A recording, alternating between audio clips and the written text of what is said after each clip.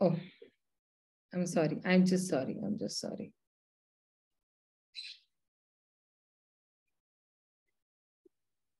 So see, so far we have seen actually, these are the main points we discussed in the Upanishads. Don't worry, I'll be sharing with you all these notes. We saw, the completeness, and Krishna is, refuting Mayavadi, not formless, can emanate from this. All this we have seen. And so now we come to actually mantra 4, mantra 1. So in mantra 1, the connection is that Krishna is complete whole, that we discussed in the invocation is naturally. He's also the proprietor. If he is complete, then he is also the proprietor of this, all the 14 planetary system. And also the conditioned souls are also complete. That is what the invocation says. Now, this verse will explain us how, they can realize their completeness by recognizing the Lord's proprietorship. That how, Krishna is the, proprietor. And when we are accepting and recognizing the Lord's proprietorship, like, so, then if Krishna is as the proprietor, then who all are saying that Krishna is the proprietor? And then what is it said about the proprietor? Where is it said in the proprietor? And how is he the proprietor? And then what is the living entity's role when he comes to know that, okay, Krishna is the proprietor? So living entity is not the proprietor. And,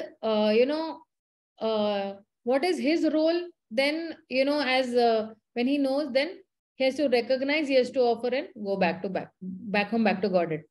And if, for example, the living entity is not a proprietor, then if he wants to claim as a proprietor, then what are the consequences? And if he claims that, okay, if I am the proprietor, then what all things he has to go through?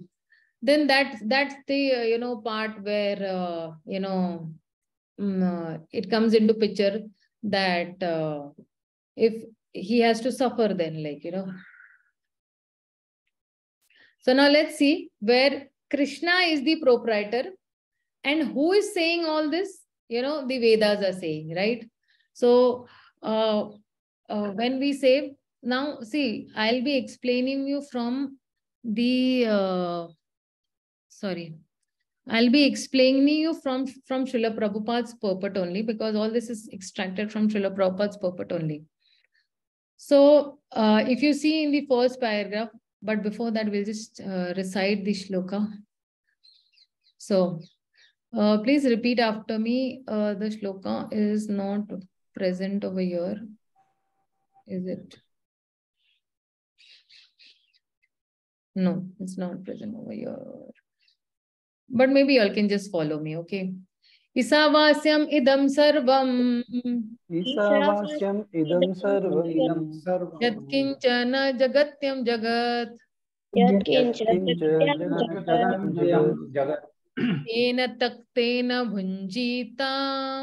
Tena bhunjita. Ma gridaha kasya swavidhanam.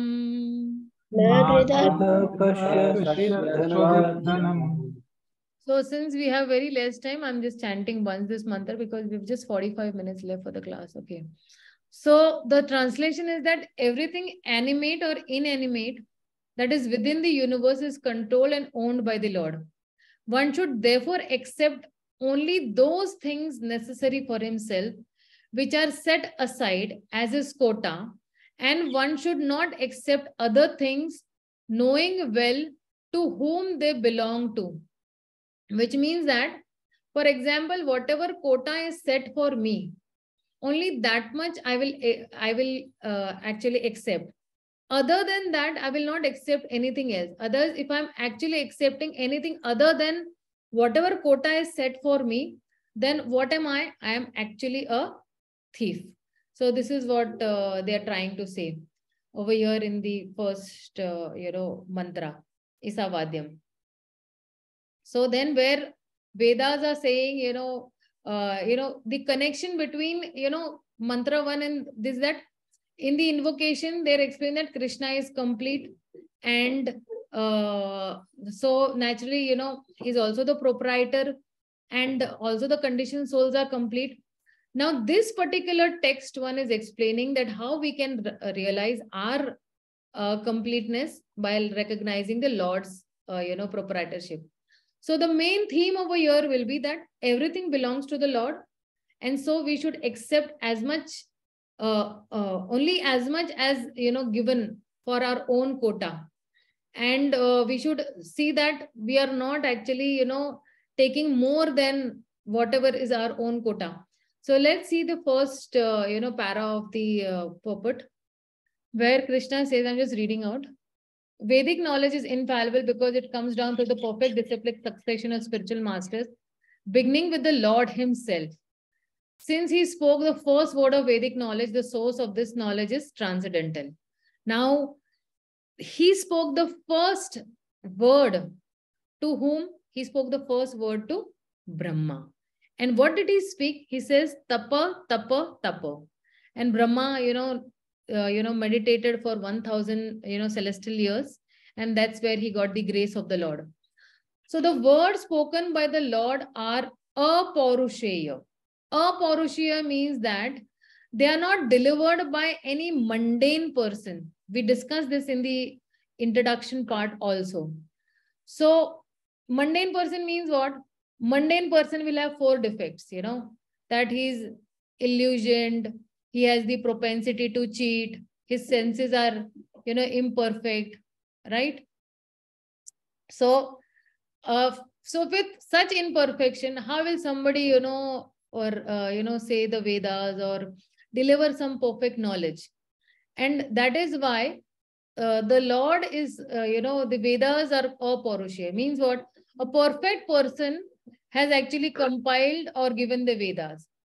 And this Vedic knowledge, as I previously told, that Brahma got this knowledge, and then, you know, it came in disciplic succession till Srila Prabhupada, and now that Vedic knowledge has been given to us. Like, so now, because Lord is Purnam, Om Purnamadam Purnamidam Purnat Purnamidam.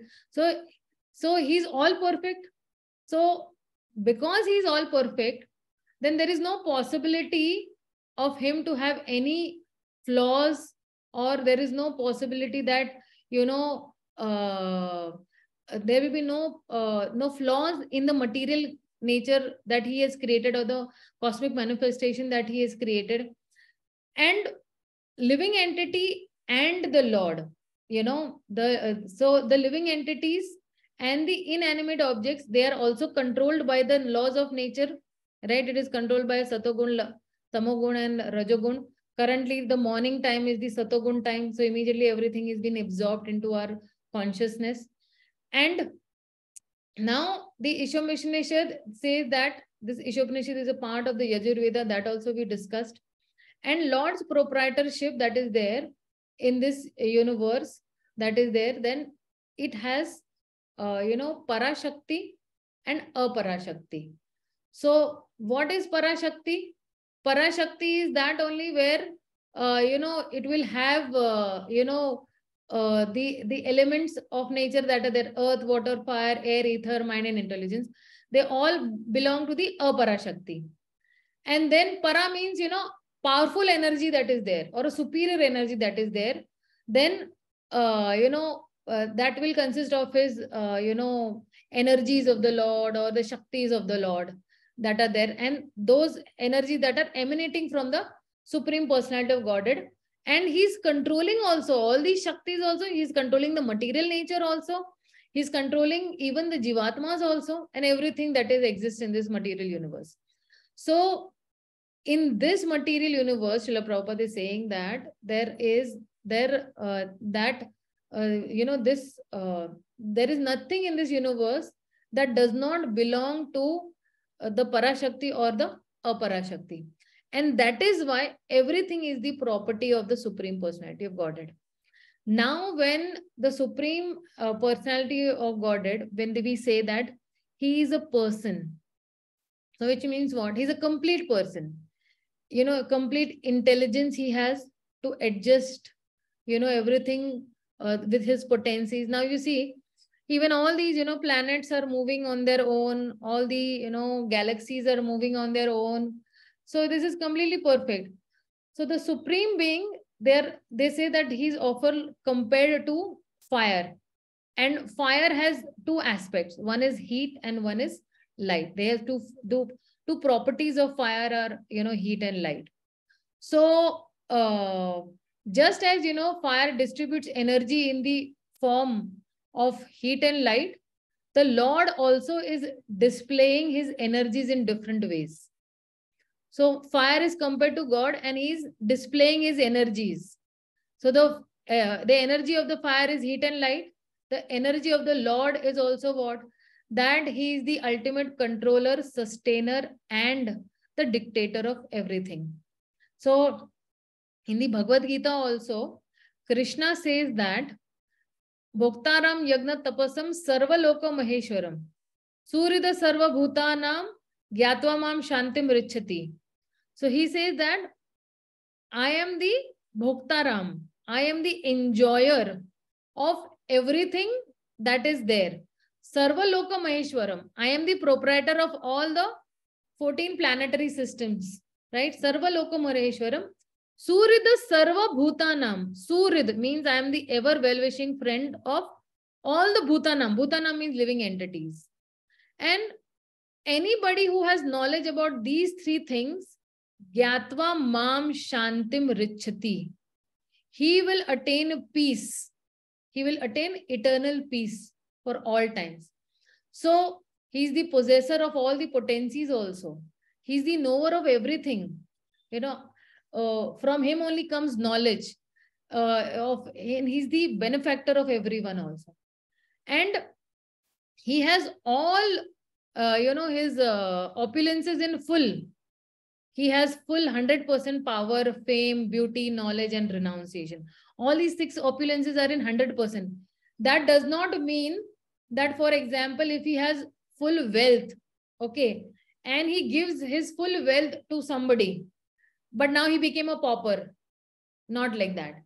He still will be that much only more wealthy than that person to whom he has given his whole wealth. Or, beauty. He has full beauty. That doesn't mean that if he comes in the boar incarnation, he does not look beautiful. He looks, very, awkward or ugly. Or if he's come into, the Narsimha Rupa, the Narsimha Avtara, half man, half lion, he looked that much only beautiful in that form also. And the demigods and all the others also who are, they, standing over there, they were also very captivated by his form in the half man, half lion form also. So he has, full beauty also. And therefore, we should be very much, we should very much actually know that by our own intelligence, by a thoughtful process, we should know that the Lord, is the proprietor, and there is nobody else who is the proprietor of anything in this material except the Lord. And that is why the Lord has given all of us our own quota, right? So for example, I am entitled for 10,000 rupees a month. But if I take 20,000 rupees, then what? I am actually what? I am a thief then. So Prabhupada in the purport is giving the example of, the cow is giving milk, but she does not drink that milk. And she eats grass and she eats straw also. And her milk is designed only for human beings. So this is the arrangement of the Lord. Now we should be satisfied with whatever the Lord has given us. And we should be eating only, milk, vegetables and fruits. And we should be satisfied with these things only, which are set aside for us. But if we are, eating meat, if we are harming the other animals, then we are actually, considered going beyond those, material things. We are considered that we are thieves. Like, so now we are in the next paragraph. Srila Prabhupada is giving that, For example, our dwelling, which is made of earth, wood, stone, and all, and many things. And if we think in terms of, Ishopanishad, we must know that we cannot produce any of the building materials ourselves, right? Because why? All the materials that are required for building a building, it is coming from earth, water, air, fire, ether, and sound, right? So then, we cannot, produce them on our own. Neither we can transform them also. But yes, by combining these things, we can give some shape and we can build a building. But we cannot claim that this building belongs to me because I have constructed this building. I have worked hard. Prabhupada often gives the example of the carpenter also. Carpenter actually, cuts the wood and, he makes a nice furniture. But the carpenter cannot say, that, okay, now this is my furniture. And now I am the proprietor of this furniture. So we cannot say that also. So when we are saying that, I am the proprietor, but we are actually not the proprietor. We are really an illusion that, we are the proprietor of this particular building or something. And, Prabhupada is saying that we should learn from this cow that cow is giving milk, but it is not utilizing its own milk. So similarly, we should be satisfied with only those things which are given to us. We should not, hanker, or we should not, make arrangements for those things which are not set aside for us. Now, for example, if I say that, I am the proprietor of this whole material universe, or like, the Paramatma Vadis are saying, I am God and I have created and everything and all, like, So then there is a danger to us. Then, lots of, quarrels will take place. There'll be no peace. There'll be all violence happening in around the society. And there'll be enmity. People will fight like, anything. There'll be a war. Kurukshetra war will be there, on the earth. And because, there is so much of quarrel and for material possessions and all, then people also will not be satisfied. But if we understand that we are, we are not the proprietor and all, and, whatever privileges the Lord has given to us by my own, karmas and by my own actions and all, then there will be peace. Otherwise, there will be no peace. Then there will be partism. There will be, so many parties, this party, that party, Communist Party and Capitalist Party and as such. And everybody will try to lord it over the material nature, or everybody will try to lord it over each other. And that's why, when such things start happening, all these violent reactions start happening, then actually there is sin. Then, people are, cutting each other and hitting each other, and they are like, trying to make arrangements to put down each other. Then there is sin. Sins will be, you will be incurring sins, and they will have to be, punished again by the laws of nature. Because any sin that you do, then you are liable for that particular punishment that is there, that what you have, done. So now over here, if we try, so if I understand that I am not the proprietor, then what is my role? What should I do? That I should, get rid of all these things. Get rid of my proprietorship mentality. I should either I should, reform myself or my thinking. So now we have to, recognize our sambandha with the Supreme Personality of Godhead. If we realize that, okay, I have a relationship with the Supreme Personality of Godhead, and, I have been, given this particular human form of body, not to live like cats and dogs. I have to live a vegetarian life. And, because I have to, live my life. So I'm actually taking only vegetables and not meat and as such. So that is why when we will be, we will not be, considering that, okay, I am the proprietor. Then once we know the sambandha, that yes, that, Krishna is the supreme personality of Godhead, I have a relationship with him.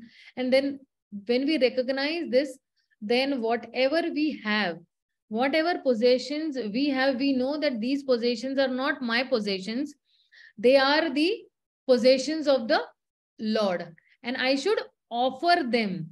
So then you progress towards the goal, that yes, Krishna is the supreme personality of Godhead, and I am understanding that I have to offer everything to the supreme personality of Godhead. And if I'm not offering, then I'm called a thief.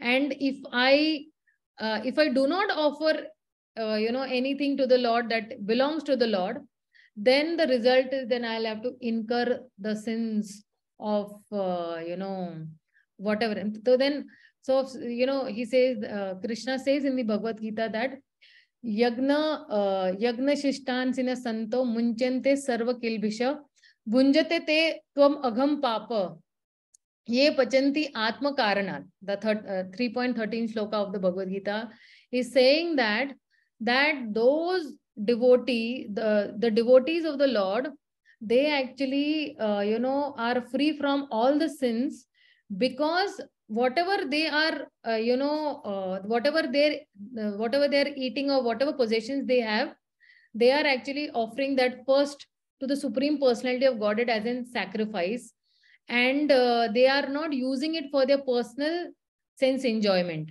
So if we are using it for our personal enjoyment, then we are eating only sins only.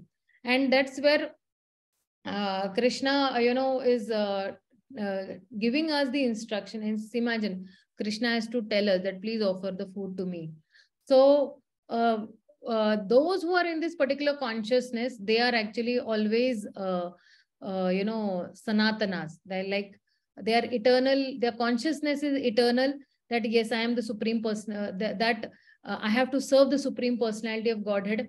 And they are always in loving relationship with the supreme personality of Godhead, where Brahma says in the Brahma Samhita that premanjana charita bhakti vilochanena santa sadeva hridayeshu vilokayanti. So there is a very, very a very, very intimate love between the devotees and Krishna. And Krishna is called, the giver of liberation. So when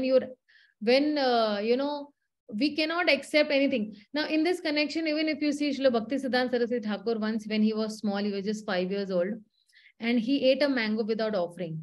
For his whole life, he did not eat mangoes at all, because he gave himself as a punishment that I cannot accept anything that is not first offered to the Supreme Lord. And that is why devotees who are in this particular attitude, or devotees who are in this particular mood, then the different modes of devotional service are very easy for them. Shravanam, Kirtanam, Smaranam, Archanam. And they are always doing yagyas only.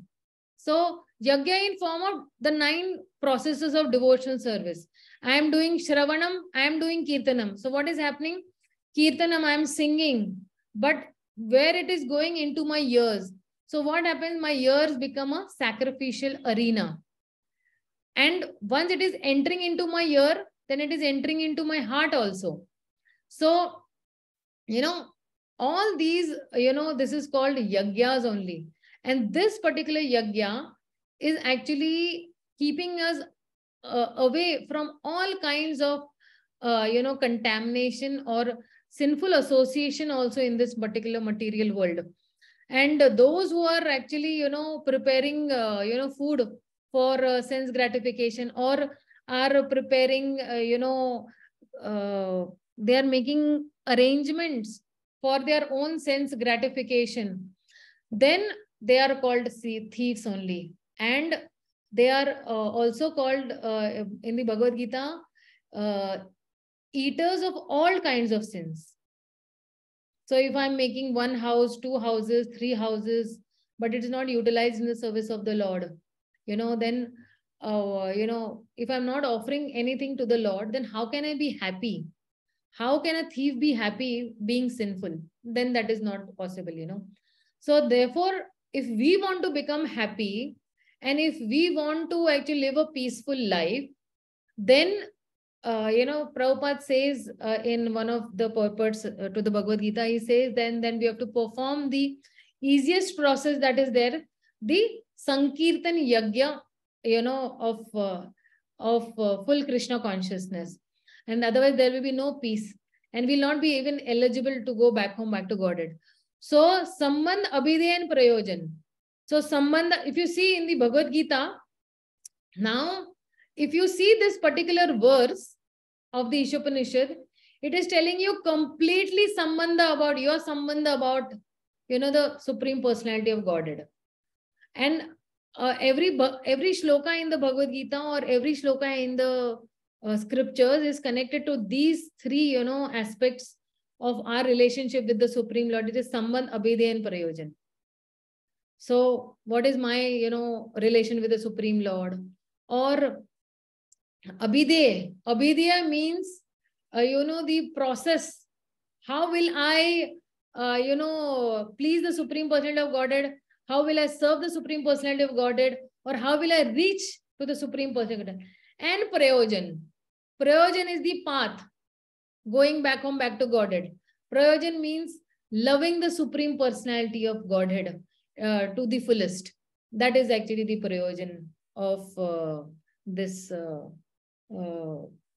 falling Krishna consciousness. So that's where, where if we do not follow, if we do not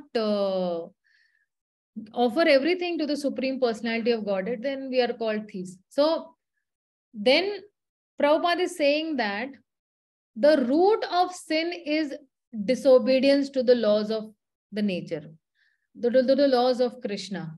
And if we are actually disobedient, then we are actually ruining this human form of life.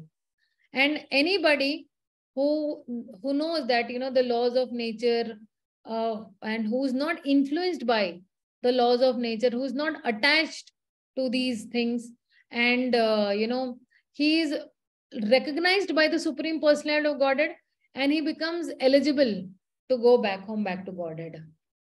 Okay. So this is the explanation of this particular mantra 1. Anybody has any questions or comments? Yeah, Hare Krishna Mataji, you told Sambandha, Abhideya